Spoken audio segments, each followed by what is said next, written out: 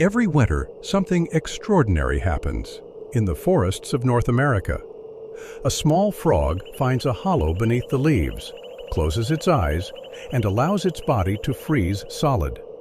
Its heart stops. Its lungs fall still. Brain activity ceases entirely. By every clinical measure, this animal is dead. And yet, when spring returns, it simply wakes up. This is the wood frog, Lithobates sylvaticus, one of the most remarkable survivors on the planet. It ranges across the breadth of North America, from the forests of Appalachia northward through Canada, all the way into Alaska. It is the only amphibian found living north of the Arctic Circle. Most frogs retreat to the bottom of ponds and lakes each winter, insulated by water that stays just above freezing. Safe, predictable. The wood frog takes a different path entirely. It stays on land, exposed to the full force of winter. And it does not fight the cold. It surrenders to it. The moment the first frost touches its skin, a precisely orchestrated chain reaction begins. Ice-nucleating proteins in the bloodstream direct ice crystals to form between the cells, never inside them. That distinction is the difference between survival and death. At the same time, a surge of adrenaline signals the liver to flood the bloodstream with glucose.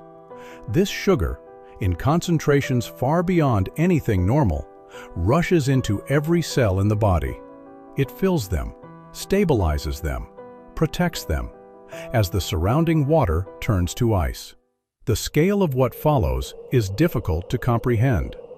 Up to 70% of the water in the frog's body becomes solid ice. The heart stops. The lungs stop.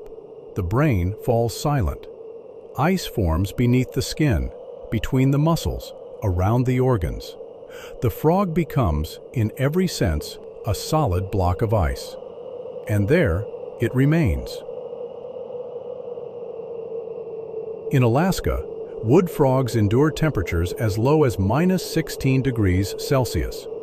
They can remain frozen for up to 8 months, through blizzards, through deep Arctic cold, completely frozen, completely still, waiting.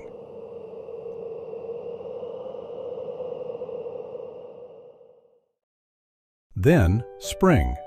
As temperatures rise, the thaw begins from within. The heart, still partially encased in ice, beats again. Once, then again. Blood begins to move. Oxygen returns to the tissues. The lungs expand. The muscles respond.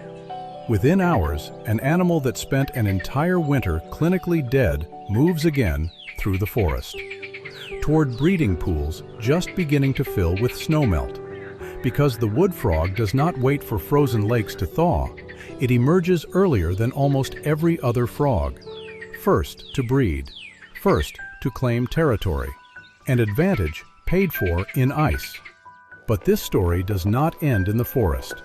Today, more than 103,000 people in the United States alone are waiting for an organ transplant. And for many, the greatest obstacle is not finding a match, it is time. A human heart, once removed from the body, remains viable for just 4 to 5 hours. That narrow window costs lives. But inspired by the biology of the wood frog, scientists have preserved a pig kidney in frozen conditions for 10 days. Not hours, 10 days. A glimpse of what transplant medicine may one day achieve. All of it traced back to a small brown frog, no larger than a human thumb, lying frozen beneath the snow. Nature did not wait for us to ask the question. It had already solved it, millions of years before we arrived.